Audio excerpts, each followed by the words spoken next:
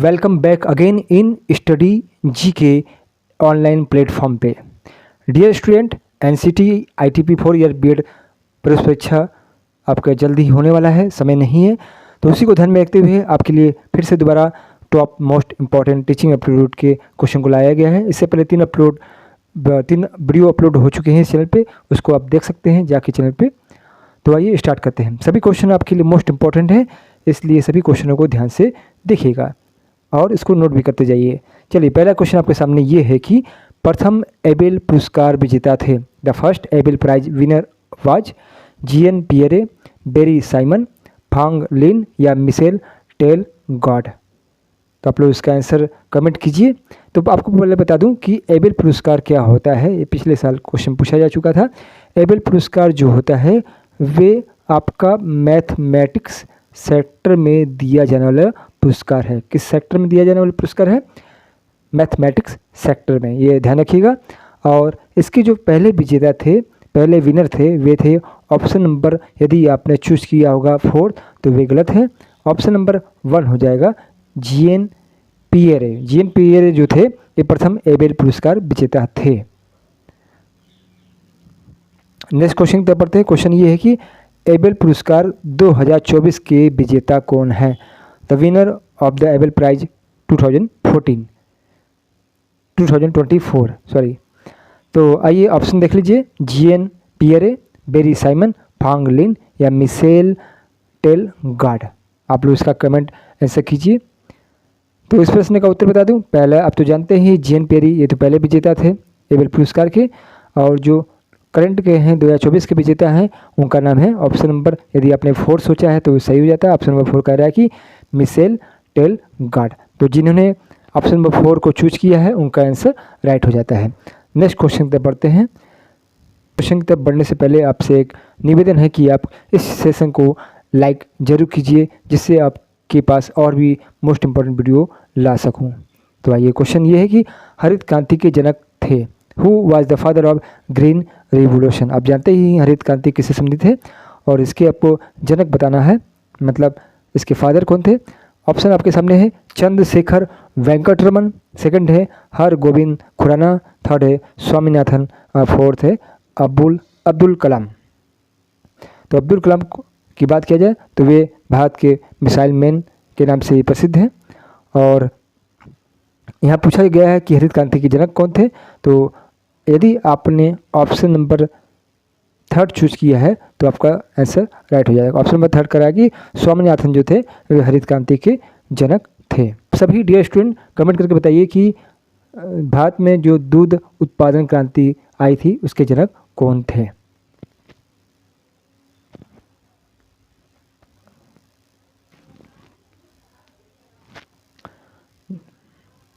Next question पे पढ़ते हैं। क्वेश्चन ये है कि भाषा नियमबद्ध होती है। Language is rule bound. आपको बताना है कि किस स्तर पर होता है भाषा नियमबद्ध। ध्वनि स्तर पर, एट साउंड लेवल, शब्द स्तर पर, एट वर्ड लेवल, या थर्ड है वाक्य व संवाद स्तर पर, at sentence and dialogue level, या फोर्थ है कि उपयुक्त सभी, ऑल द एबव। तो चलिए, आप लोग इसका प्रश्न का आंसर आप लोग सोचिए और इसका आंसर आप लोग कमेंट जरूर कीजिएगा। चलिए, इसका उत्तर बता दूं तो आपके सामने इसका उत्तर है, वे होगा ऑप्शन नंबर, आपने यदि 3 सोचा है तो बहुत अच्छा सही आपने आंसर दिया है। ऑप्शन नंबर 3 बता रहा है कि वाक्य व संवाद स्तर जो होता है वह भाषा नियमबद्ध होती है। वाक्य और संवाद स्तर पर जो भाषा होती है वे नियमबद्ध होती है।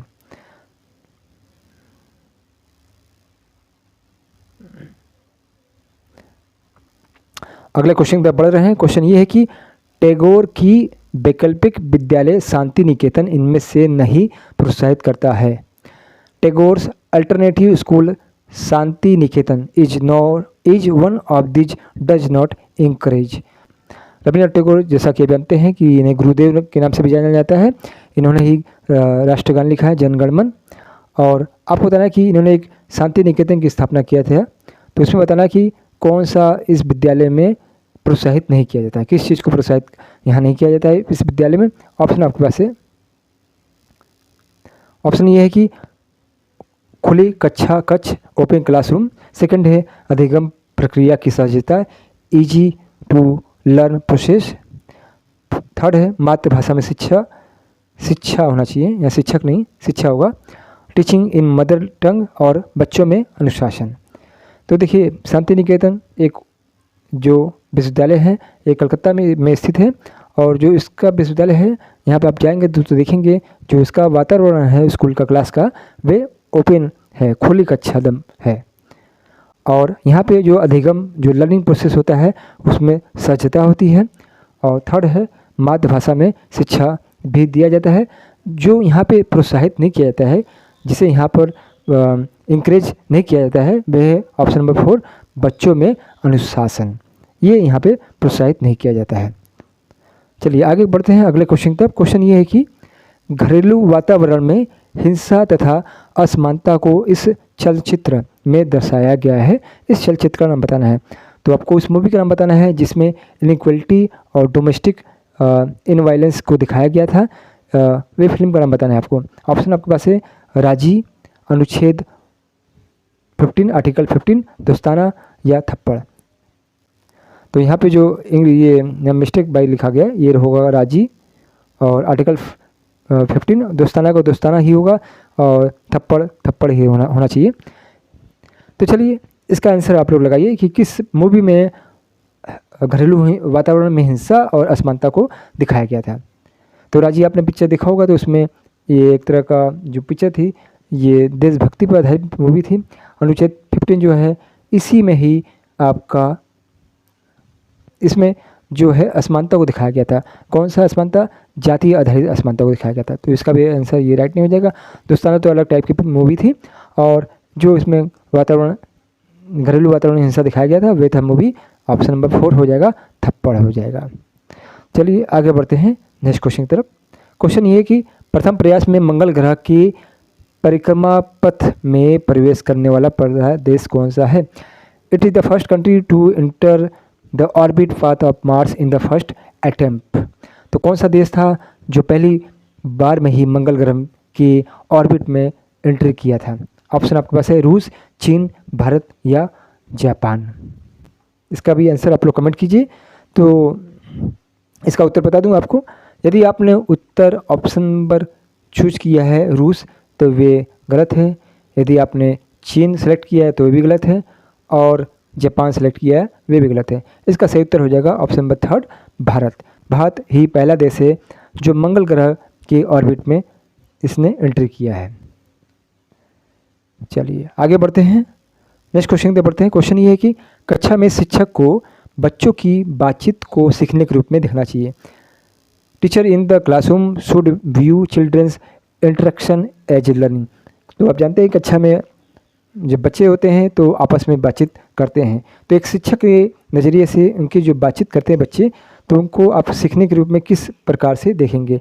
एक प्रॉब्लम के रूप में देखेंगे कि एक बैरियर के रूप में देखेंगे, या अवरोध के रूप में देखेंगे, या एक संसाधन ऑप्शन नंबर 3 है संसाधन या रिसोर्स के रूप में देखेंगे, या ऑप्शन नंबर 4 है भटकाव के रूप में देखेंगे, या डिस्ट्रैक्ट के रूप में देखेंगे?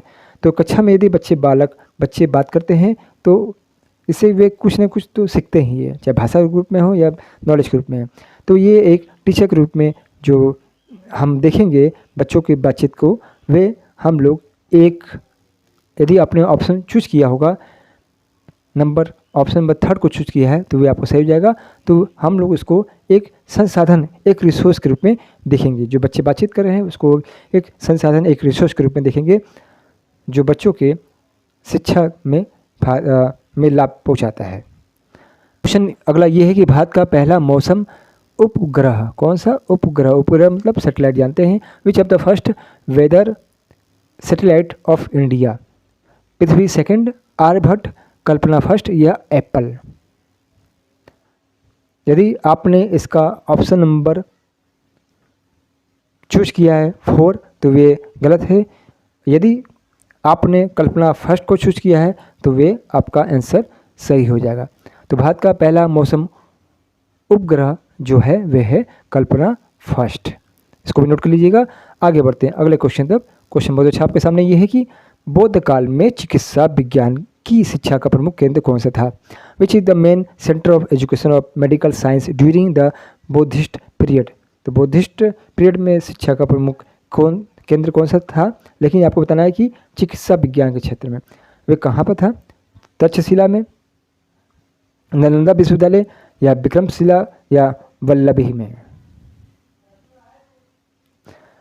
तो इसका राइट आंसर हो जाएगा, यदि आपने अभी तक इसका आंसर सोच लिया है तो आपको बता दें, उसका आंसर होगा, यदि आपने सोचा होगा, ऑप्शन नंबर 1। ऑप्शन नंबर 1 को यदि ऑप्शन नंबर 1 को आपने सेलेक्ट किया है तो आपका उत्तर सही हो जाएगा। ऑप्शन नंबर 1 कह रहा है कि तक्षशिला बौद्ध काल में चिकित्सा विज्ञान का शिक्षा का प्रमुख केंद्र था। आइए आगे बढ़ते हैं अगले क्वेश्चन की तरफ। तो क्वेश्चन कुछ इस प्रकार से है। क्वेश्चन ये है कि निम्न नोबेल पुरस्कार विजेता भारतीय वैज्ञानिकों को काल क्रमानुसार व्यवस्थित करें। Arrange the following Nobel prize winning Indian scientist in chronological order. तो भारतीय जो नोबेल पुरस्कार वैज्ञानिक विजेता थे उनको क्रम के अकॉर्डिंग लगाना है, पहले से लेकर लास्ट तक के बीच में। ऑप्शन आपके सामने दिया है। ए है वेंकटरमन रामकृष्णन, बी है चंद्रशेखर वेंकटरमन, सी है सुब्रमण्यम चंद्रशेखर, और डी है हरगोविंद खुराना। तो आप इसका आंसर सोचिए।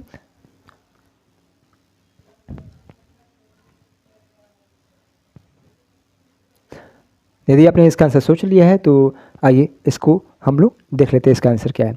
यदि जिन बच्चों ने ऑप्शन नंबर 3 को चूज किया है तो वे उनका आंसर बिल्कुल सही है, बिल्कुल सही है उनका आंसर। ऑप्शन नंबर 3 बोल रहा है कि पहले जो विजेता थे वे थे option number B Chandrasekhar Venkataraman, ये पहले विजेता थे।